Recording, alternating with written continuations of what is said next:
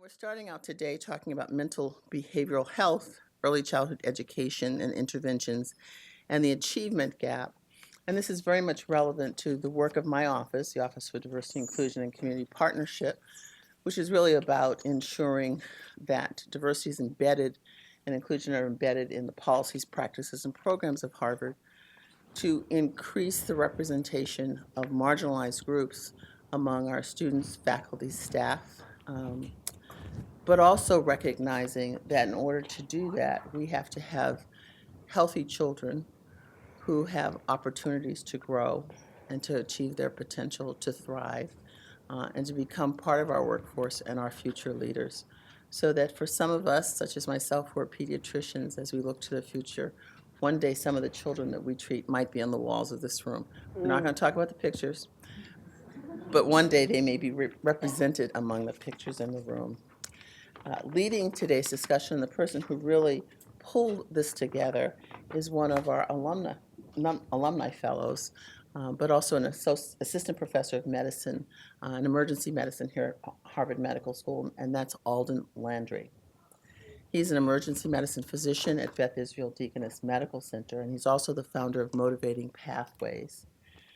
He's held many other appointments. So one of the things at Harvard, if there's nothing else, we will give you titles and appointments.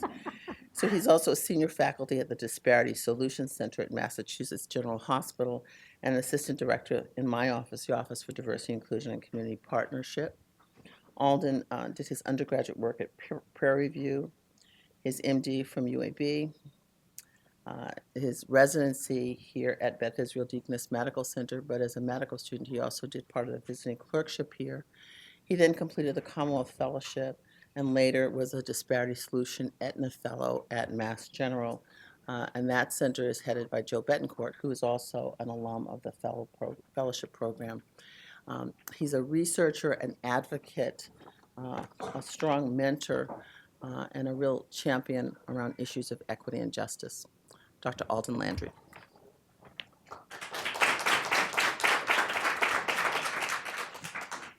All right, good morning. So I'm a trainee of Joan's, so I expect a better good morning because that's what she always does. She makes us say good morning. So good morning. Good morning. Good morning. Thank you. It's a pleasure to be here. I'm excited about the course of this day. This is a number of great speakers that we've assembled to really talk about some issues that often get overlooked in our discussions around health and equity and social justice. And we oftentimes don't talk about the mental health aspect of the issues that we're seeing in our community, and also we overlook education as an impact on health and health disparities. And so I think with the panelists that we have assembled today and the speakers we have assembled today, we're going to get a part of that discussion going, and hopefully it'll invigorate you in the room and help you to want to go out and be those agents of change that we need to start to address our issues around equity and social justice. This is part of our community work that we're doing around equity and social justice. We formed a committee here at Harvard not too long ago to address some of these issues. We initially had a discussion on violence, which was well attended and included members from the community, as well as the police department, students in the many Harvard schools and some of the other institutions in Boston, as well as faculty. And it was a very robust discussion. And I hope that we continue this discussion in a larger format today on education and mental health. You'll see featured throughout the day a number of individuals who have ties to the fellowship and then also have ties to some of the schools of education here in the area. But also we have representatives from the community who are going to be participating in this discussion as well. And I think it's important we do that because you can't leave out the community when you're talking about issues that they're seeing, when we're talking about teachers, they're seeing on a regular basis. When we talk about the principals that the issues that they're dealing with, and also the primary care doctors and the pediatricians and those working at community health centers. They're dealing with these issues on a day in and day out basis. And oftentimes in academia, we tend to think about things in theoretical situations, but these are the individuals who are seeing these issues boots on the ground.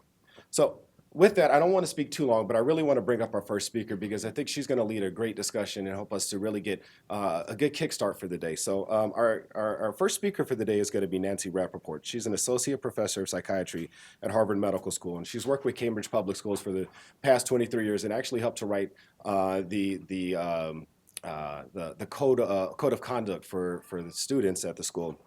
And also she worked at a children's storefront in Harlem which is a early childhood education center in school, and was actually featured in a short documentary that was nominated for an Oscar, correct? Yeah. But I think one of the things that we're going to try and do, since we're talking about education and the achievement gap throughout the day, is I asked her before she came up, who was her favorite teacher and why? And she said she replied that her favorite teacher was Mrs. Rogers, who was her fourth grade teacher. Not And then- Mr. Rogers. Mr. No, Mrs. I'm joking, Rogers, yes. Mrs. Rogers, and no cardigan sweaters and No. whatnot. Okay, so Mrs. Rogers, who was her fourth grade teacher, and she really helped to allow her to be flexible within the classroom and to showcase her writing skills, which is something that's had a huge impact on her life going forward as she's written books and in scholarly articles. And the influence of her fourth grade teachers had an impact on her still to this day. So with that, I want to bring up Nancy Rappaport.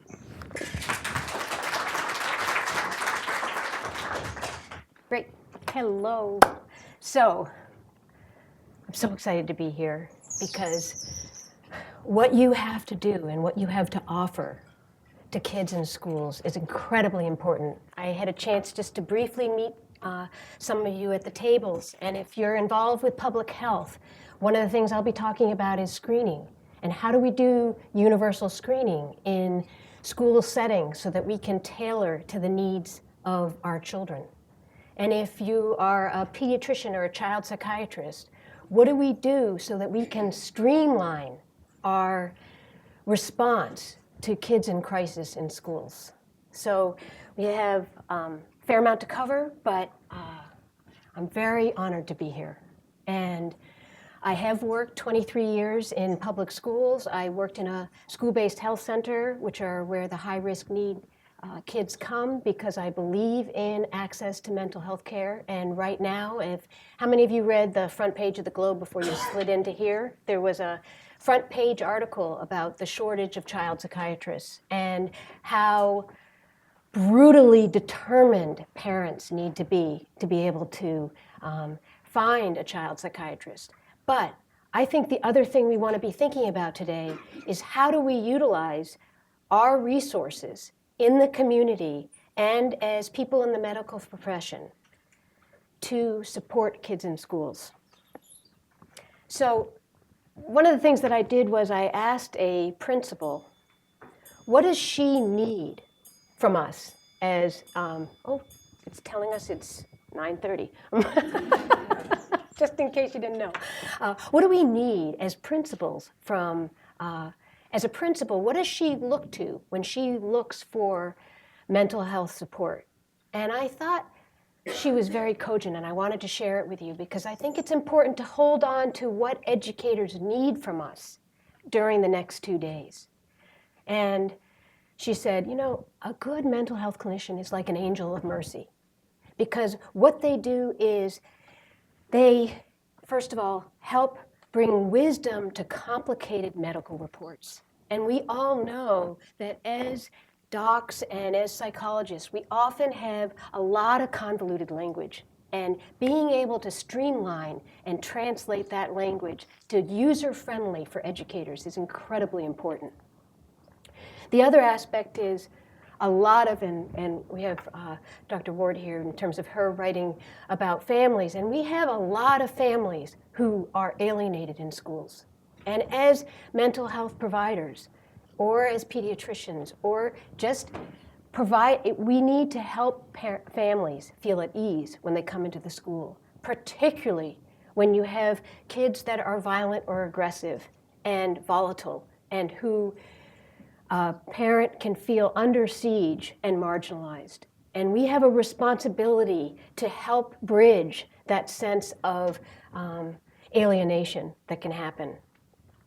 The other piece that we need to think about is how do we streamline, how do we cut through the red tape and give access when it's really urgent to do that. And the last part that she talked about is coming up with specific, concrete strategies for students. And I know right now I'm in one of the most prestigious medical schools in terms of research, but we also have a responsibility to take that research and make it so that somebody who is struggling with a student can come in the next day and figure out, how can I support this student? Now, what's amazing is there are over 56 million children in public schools, and there are over 114,000 schools, and there are only 8,000 child psychiatrists. So even if you have high energy like I do, you've got to get creative about how we are going to take the knowledge and provide support to schools. And clearly, the reason we want to do it in schools is because that's where kids are. And I have to tell you, we have 8,000 child psychiatrists, and there are probably only 100 that are full-time in schools. So we have a job to do in terms of mobilizing to support our kids. So I want each of you just to take a child that you've struggled with that's been interacting with school. And I just want to share 2 quick vignettes. And if you don't have that experience, just hold on to these 2 kids. So Liz is a child who comes in on a Monday morning, and her assignment is write about a favorite moment. And within 2 minutes, she has crumpled the paper and hid underneath the table. And why does she do that? Because she can't think of a favorite moment, because that weekend, all she heard was her 2 parents screaming at each other. And it's not happening for that moment. And then we have Alex, and I have done safety assessments. We are doing, and I'll talk more about what safety assessments entail, but more and more kids come into crisis at younger ages. So Alex is a kindergartner who roams the school. And if you want to talk about how schools get high alert, if you have kids bolting from the classroom, that is a terrifying moment for educators. He's put his hands around another child's neck, and he's killed the goldfish. Just realized I didn't show you my, here you go. There's your, okay. So the first thing I want to talk about is when I was working in a school-based health center, one of the things that I noticed as a child fellow is that there are way more kids that need to be seen than availability of resources. And so I partnered with a school and did an advising program so that all students in a 2,000-person high school could have an advising group of 12 kids and 1 teacher. And we actually brought in also the ancillary staff. So we had we had what are really security guards, but they're called safety specialists. And we had cafeteria workers, and we brought the community together as a way of providing support across the board. And I trained 200 teachers to provide that support to kids. That kind of universal intervention is incredibly important, and it doesn't happen often. I do every year a Harvard School mental health conference, and we have about 700 educators. And this year I asked them, how many of you, now let me just ask you all, how many of you think, what's the percentage you think of schools that do universal screening? So I'm just going to throw out some numbers. How many of you think 75% of schools? How many of you think 50%? Okay, how many of you think 25%? How many of you think 10%? How many of you think 1%? Okay, it's 1%. So we have our work cut out. That is astounding to me. So when I was thinking about doing this lecture, I thought, there's this really wonderful Boston psychologist, and I asked her permission to share these next 4 slides. She runs all of the Boston school psychologists in the Boston Public Schools. Her name is Andrea Amador, Amador, and she's a super bright woman. And of course, because I like what she does. And what they are doing in schools is they are doing a universal screening, and it's the BMIS, which stands for it because every education intervention has an acronym, Behavior Intervention Monitoring Assessment System. And it starts early, It does screening. It's been in about 20 of the Boston public schools, and they track the data and monitor the interventions that they're doing. And this is what so what they do from that data, and I didn't know how many of you all are actually working in schools. I'm sure if you're working on placenta genetics or placebo genetics, I just wanted to give you an orientation for, when you're in schools, what are the kinds of things you think about? And when you do a screening, there's different things that you think about implementing. And the first is you want to think about context and school climate. So there's a lot of work that's being done on what's called positive behavioral interventions and support. Acronym is PBIS. And that's about how do you organize the school environment to prevent problem behaviors and reinforce positive behaviors. And then there's a whole nother aspect of social, emotional learning and curricula. And that's things like, for those of you who work in schools, the STEP program. Again, a lot of times these programs that are quote unquote evidence-based end up getting diluted. So we never know if you dilute the intensity of the intervention, if you're actually going to get the results. And then universal screening so that you can collect objective information that can be used to guide instruction on multiple levels. And then, this is the important part, data-based decision-making, which is hardly ever done in schools. It's amazing, even just on a side, suspensions, detentions, there is zero evidence that that works. And that is a tried and true protocol that many, many schools use. So y'all have your work cut out for the next days.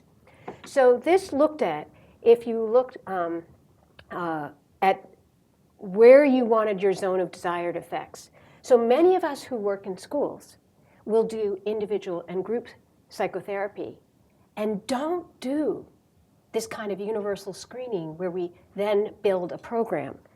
So these again are the Boston Public School slides, but just because so group counseling, if you look at the effect size, which refers to the magnitude of the impact on student outcomes, you have 0.58. If you look on individual counseling, it's 0.85, which is good. We want that in the zone of desired effects.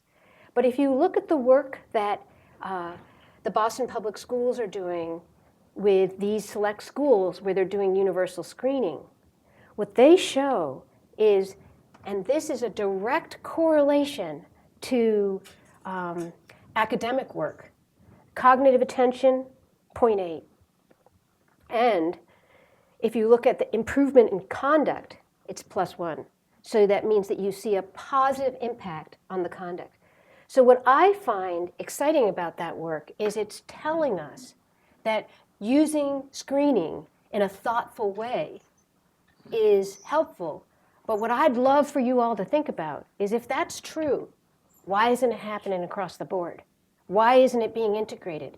And maybe one of the initiatives that Harvard Medical School thinks about, or this think tank of you all thinks about, is how do we get that kind of information out to schools? And how do you have a clearinghouse that allows schools to say, I'm thinking about doing universal screening, but I'm not quite clear why I should be doing it, what I do with the data, and maybe there's a hotline that you can call in and say, I got stuck here and this is what I need support around. So that's my wish list.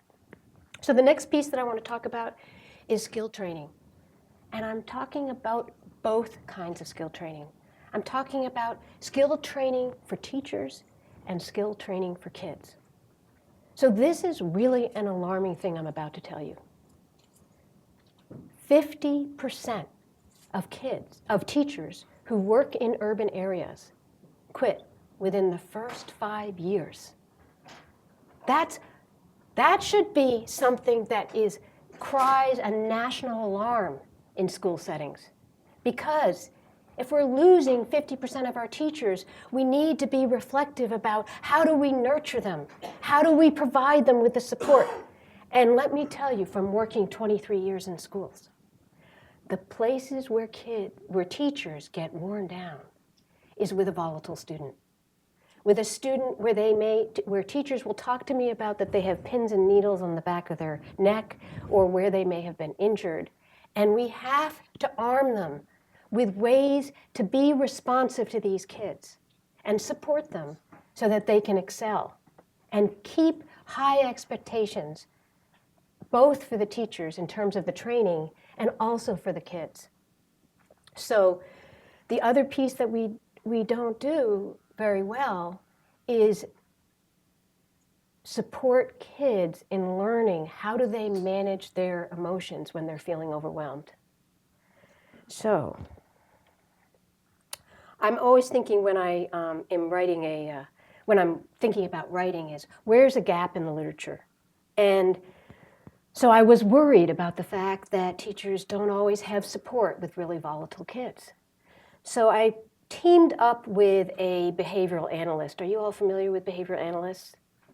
Anybody? Let me give you a 1-minute description. So a behavioral analyst is someone who works in schools and not to be touted too publicly, but right now they're actually kind of, it's a little bit of tyranny going on in schools. A lot of decisions aren't made until you've done what's called a functional behavioral analysis. And you get into these individual ed plans, and the whole planning process stops because they need to have a behavioral analyst do a functional behavioral analysis. And it's very frustrating because there's a lot to be done. So I teamed up with a behavioral analyst because I think that's what you do when you feel like you need to learn more, is you want to team with where you may see obstruction and try to go for a higher goal. And my higher goal with writing this book with a behavioral analyst, Jessica Minahan, was there are areas where teachers are struggling, which is, I think, anxiety, oppositional behavior, sexualized behavior, and withdrawn behavior. And can a teacher or a parent, if they're struggling, pick up a book and get some ideas for what they want in their individual ed plan? Because it's not happening. And I chose anxiety versus trauma, but what I'm going to talk about next is trauma. I did that because that's user-friendly to teachers. If you say trauma, sometimes it's, and again, I adore teachers. I've spent my life working with teachers, but it's just easier for them sometimes to swallow. But the way that a traumatized kid can sometimes present in a school setting is with spitting, growling, cursing, biting, masturbating, screaming. And what we want to be able to do is help traumatized kids, because sometimes what's happened is they've had failed relationships, and we need to help them with what's called learned security and help them so that they can address their feelings of inadequacy. And what happens too often in schools is that instead of leaning in, we lean out. And when kids show this, which is understandable, this kind of behavior is unsettling. But what I dream of is that we have schools, and when we are responding to traumatized kids, that we have the sophisticated kinds of interventions that happen with kids on the spectrum or kids with ADD.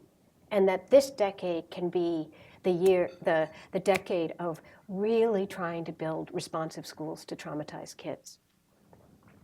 So I'm going to just take a brief moment to show you the video of when I was teaching in Harlem, preschool to third grade. You're going to notice my hairstyle was different. I'm 23 there, and I'm teaching a unit on lungs and how lungs work. And I'm teaching a unit on lungs, and what I want you to be thinking about when you're watching this is how a lesson can get derailed somewhat when trauma's in the background. Why do you think your heart would be right next to your lungs? So the lungs protect the heart. Cause you get shot right in the heart. Still got shot. Wait, hold on, Watson. If you got shot in your heart, what would happen? First it'll hit your lungs. First it'll hit your lungs. Before it hit your heart, it'll hit your lungs. Has anybody ever seen anyone shot? Yeah. One at a time. It was a party in the park, and and the men had masks on. They came in and stole all the radio, and they shot some of the people. What did you see? This lady, she had a gun with her, and just somebody tried to come behind her and take her money, and she shot her. And then and you were watching that? I was watching it from my window, my aunt's window. Sometimes the kids come in wired, you don't know what happened the night before, and you can never know which kid's gonna make it. Sometimes it'll be the kid from the most troubled background, and you just have to hope that their inner strength is gonna get them there. So one thing I think is that's me talking at 23, that you can hope the inner strength is going to get them there. But I believe differently now, 30 years from now. I think it's not just about inner strength. It's about what do we do to mobilize to support those kids. And this is not academic. When we lose kids, and we do, out of those 6 kids that are in that film, one of them went on to business school, one of them got shot by a policeman, 12 years old. He had a plastic gun in his pocket, and the policeman, who had 3 of his own kids, thought it was a real gun and shot him. Another kid ended up in prison. So we have our job to do in terms of how to support our children and give them a promising future. So, not to be a downer on Wednesday morning, but okay, so what's the impact on learning? So in describing the vulnerabilities of trauma on learning, there can be a hesitation to trust others and a tendency to see negative motives for other people's actions and difficulty regulating and integrating strong emotions. When I did my advising program, one of the biggest feedbacks that I would get from kids is, I have trouble working with this teacher because this teacher hates me.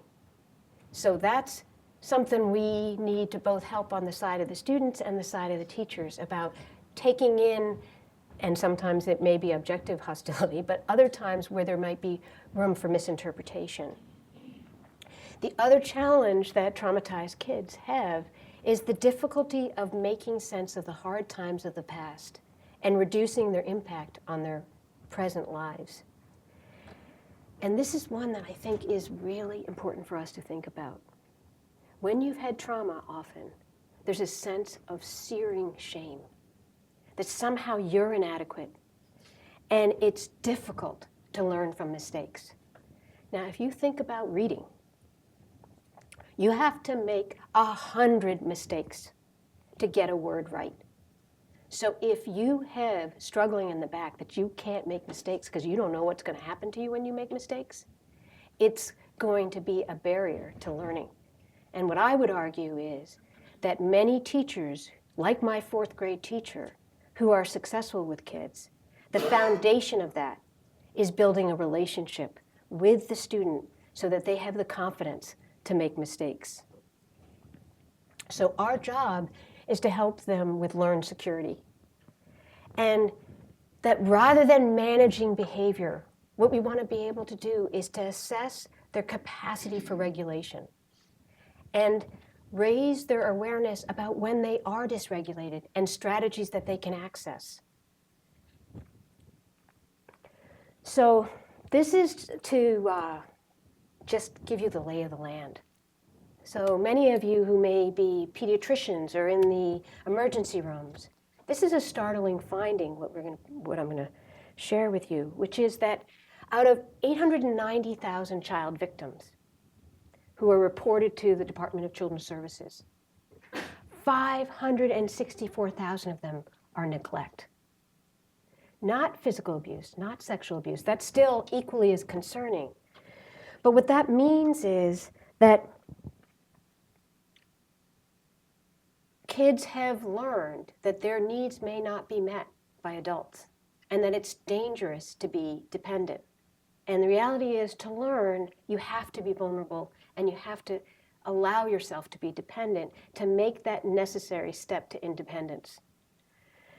So this is just a quick, really quick examination of what happens to the brain with trauma.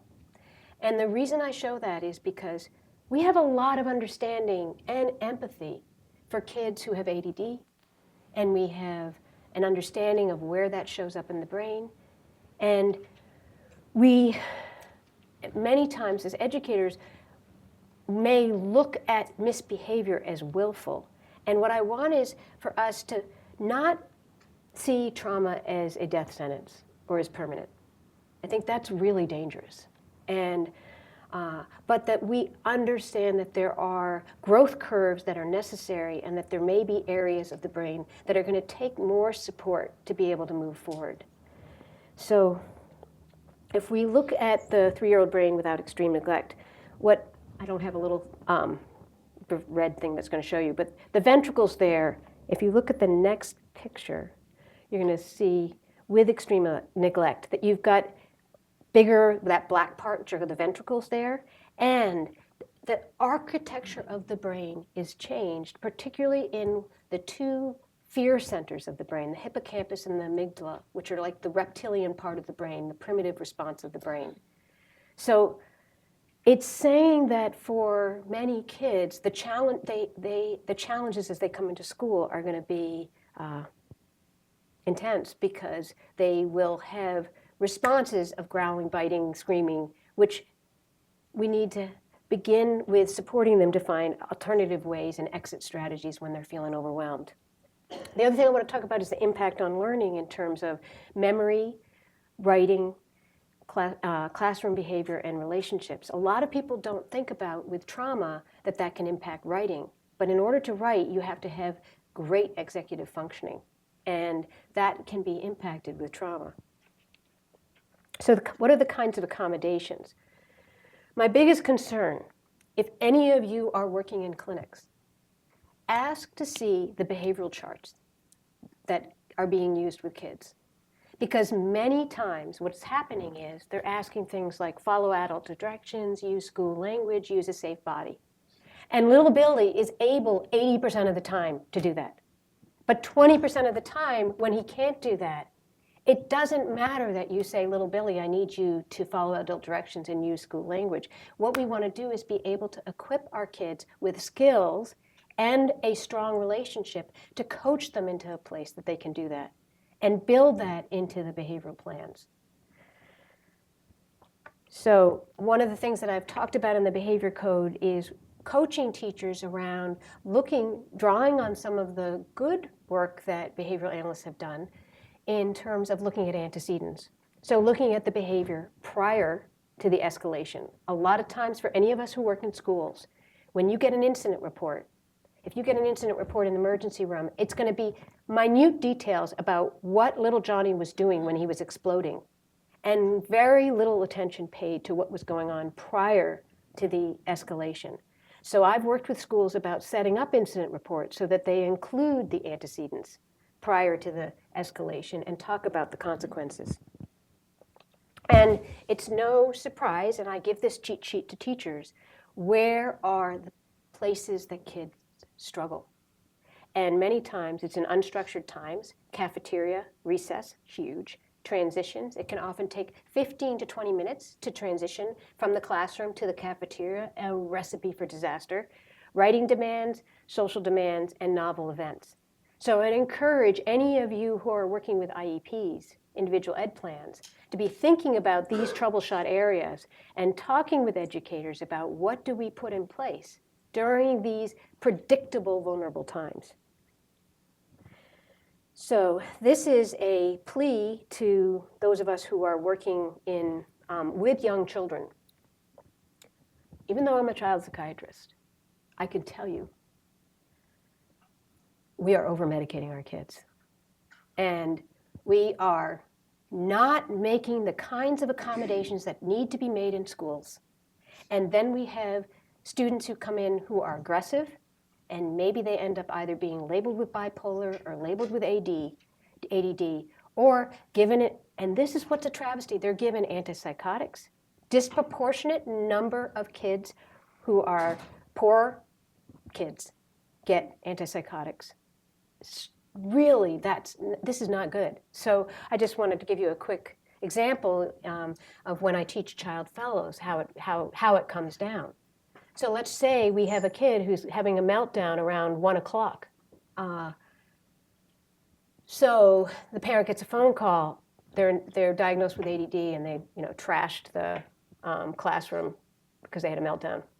And maybe the parent says, is told, because we're not legally supposed to tell kids that, or parents that they need to go get a medication trial, but let me tell you, it's happening all the time, all around the country. So they say, okay, go to your pediatrician or your child psychiatrist and tell them that their medication's wearing down.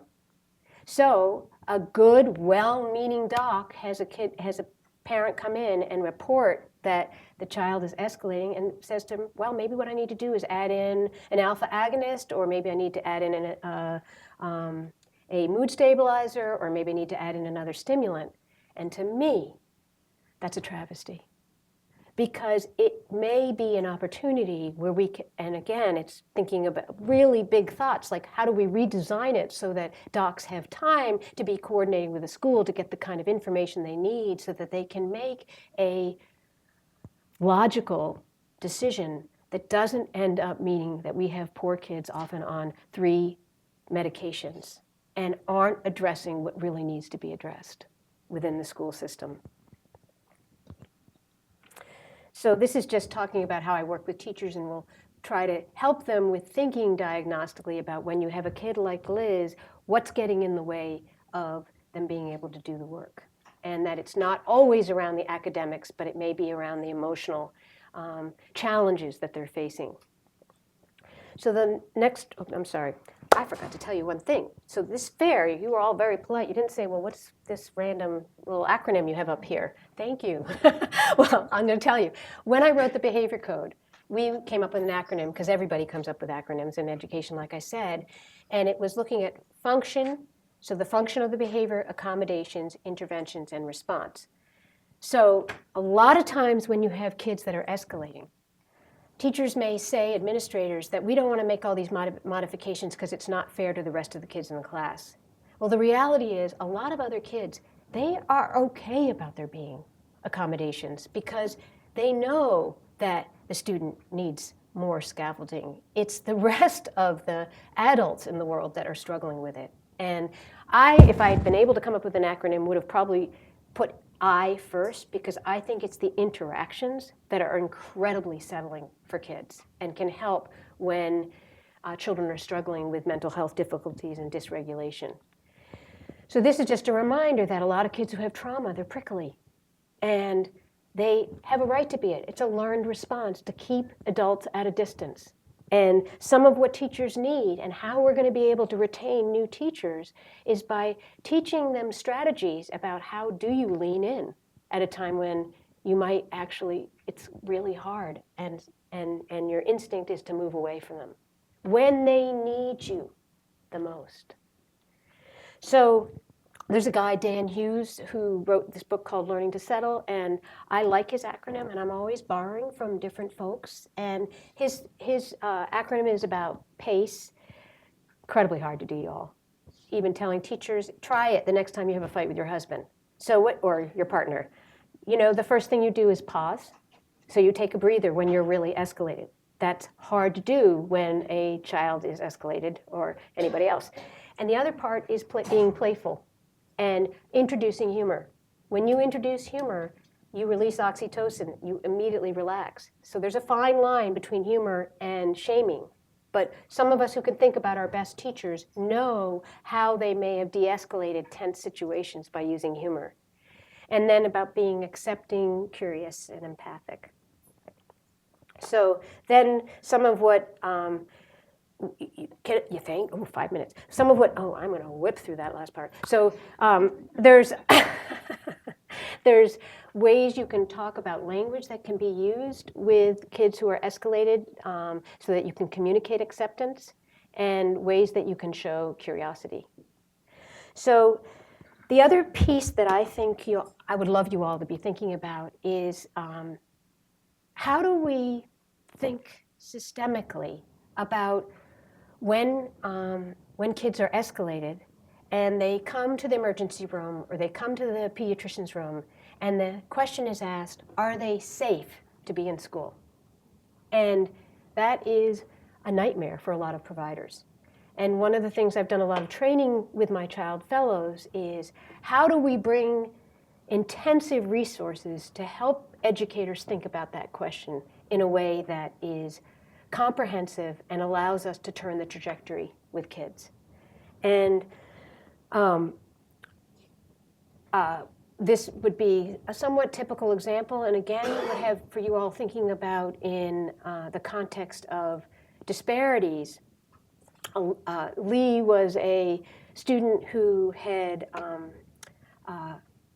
his mother had died when he was young by suicide. His father was in a wheelchair, and he was going back and forth between China and the States. And he was an incredibly invested student. And he got, instead of an A, he got a B+, and he was so close with his teacher, and he started to perseverate. And the teacher got unnerved, and an assessment was done. And one of the things that he said is, I'm going to rip her head off and hang it on the wall. That got people alarmed. And further evaluation, he was suicidal, he got hospitalized, and then when he was coming back into school, the school wanted to know, is he safe to come back to school? So those are the flavor of the kind of assessments that are done. And a place where we really need to think about for, in terms of disparities, is kids who are from immigrant or non-white families who have kids who are psychotic. It is very hard to help them navigate the system and get them into treatment. And that's a place that we need to be thinking about. So this is all the pieces in terms of what goes into the evaluation. You have a Psychiatric Clinics of North America article to look at in more detail, but I wanted to pique your interest in what happens with these safety assessments and what are the components. And we both interview the parents, the kids, and the school, and then look at individual ed plans and transcripts and try to come up with a way of intervening. And the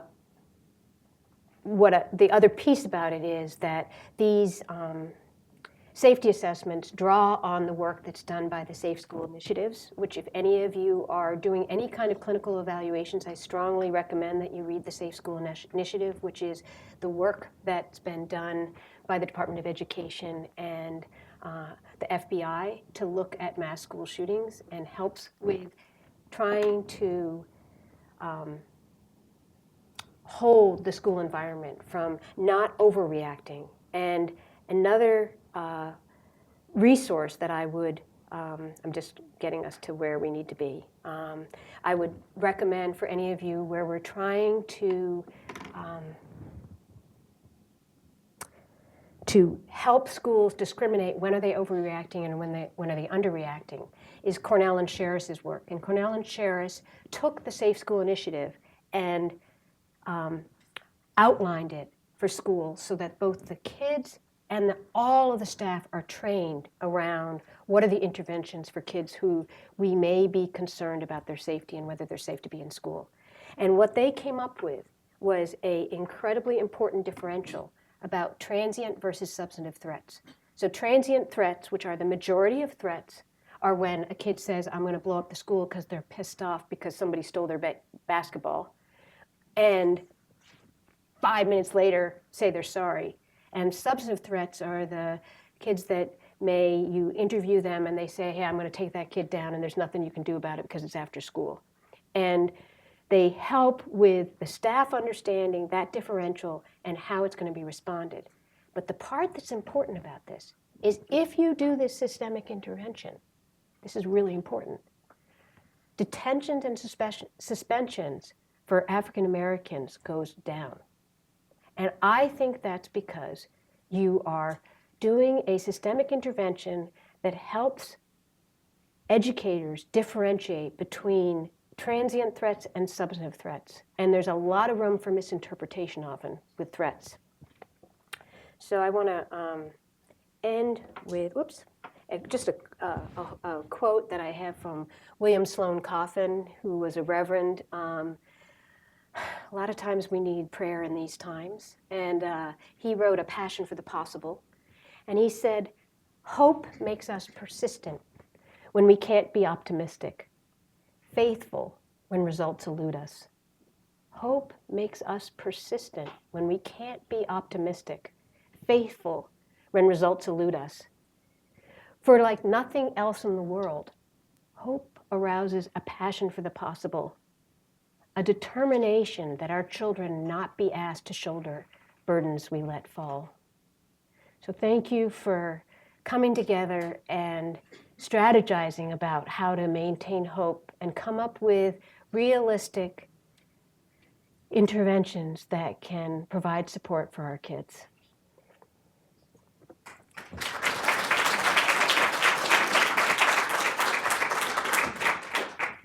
Thank you, Dr. Rappaport. We have time for 1 or 2 questions before we need to move on to our next panel. So if you have questions, there are microphones on the other side Katya, of the room. give me a question. Don't you have a question about IEPs, individual ed plans, something?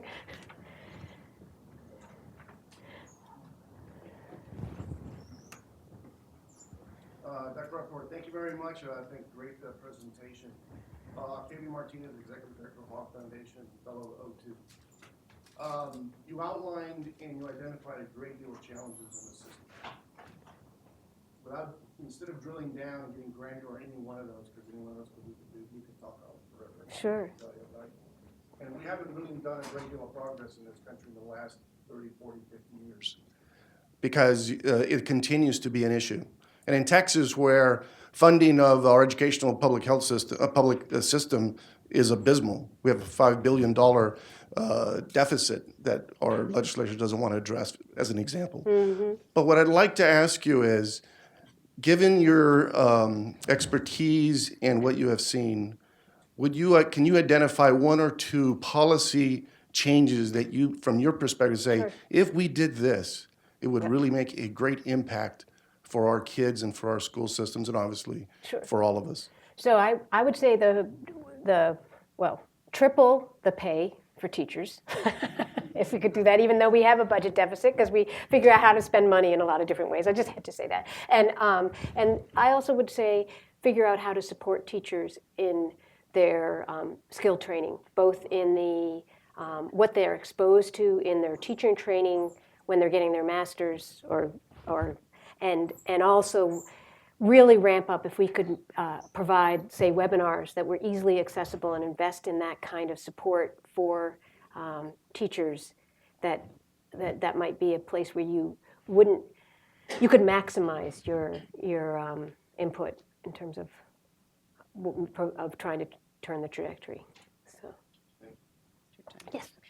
Hi, Nicole Del Castillo. Hello. Hi. I know her from Iowa. So yes, from Iowa. That's where I did my residency and fellowship training, and was introduced with Dr. Rappaport by my program director, Dr. Danny Olos. And I've been following you for years, have your book, and been a big supporter of all the work that you've done.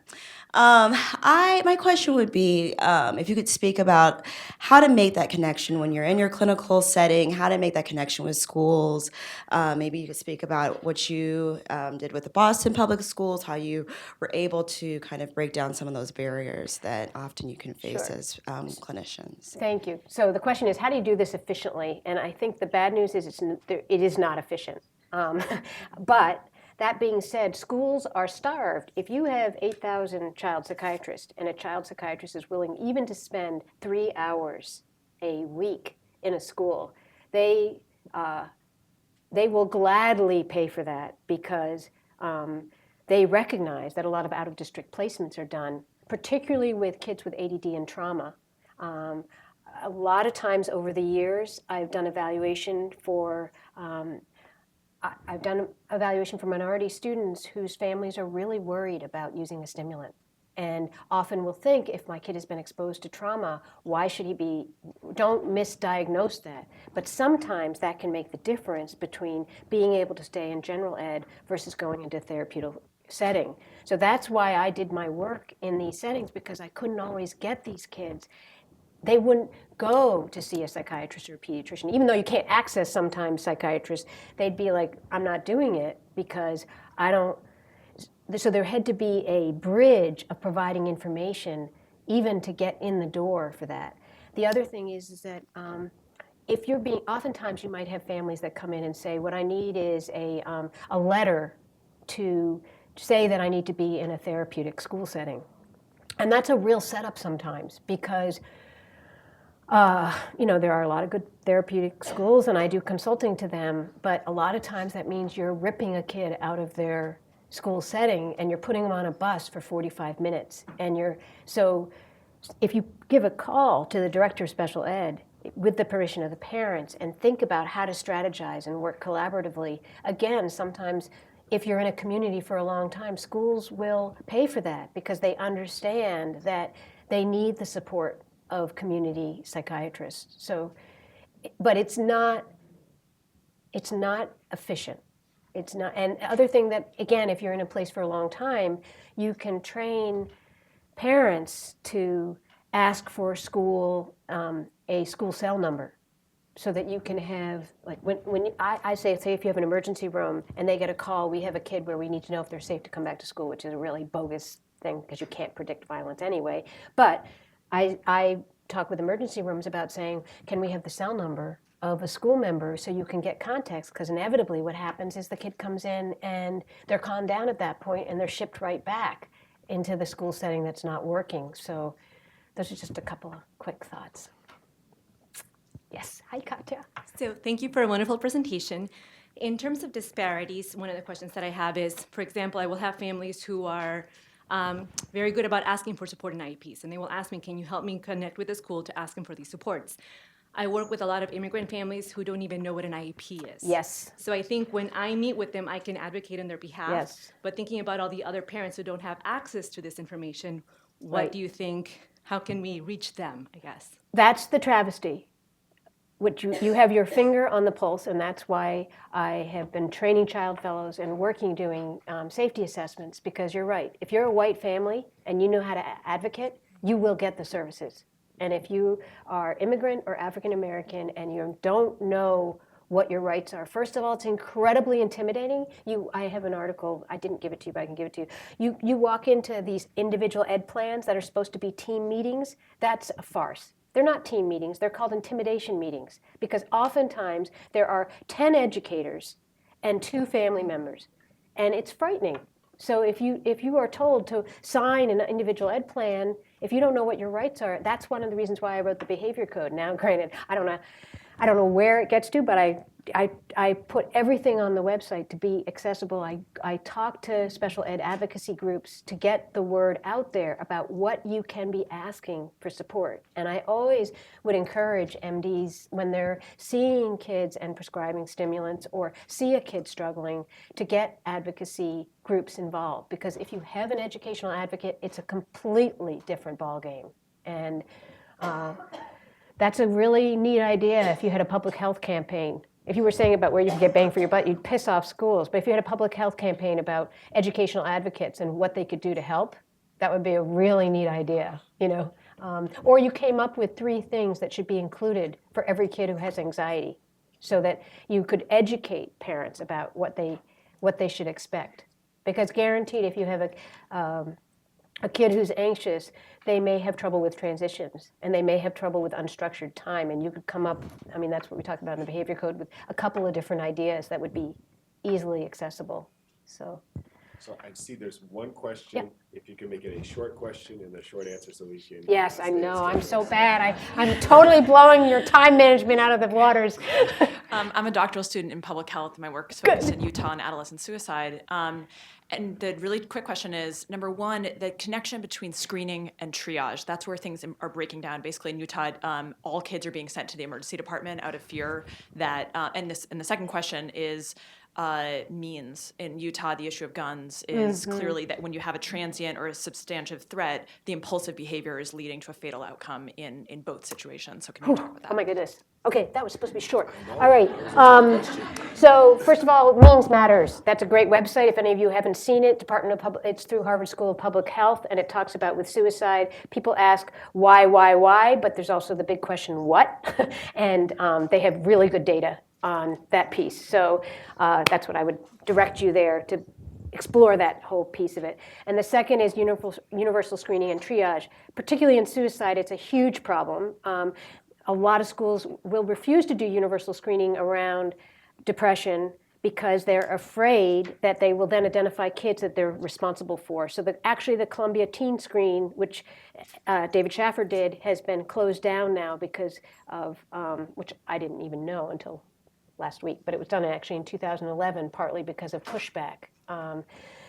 So I think the quick answer is that universal screening is not the answer unless you have sophisticated support around it and careful planning. And just like when we do an academic intervention, we take 1 to 2 years to plan about the intervention.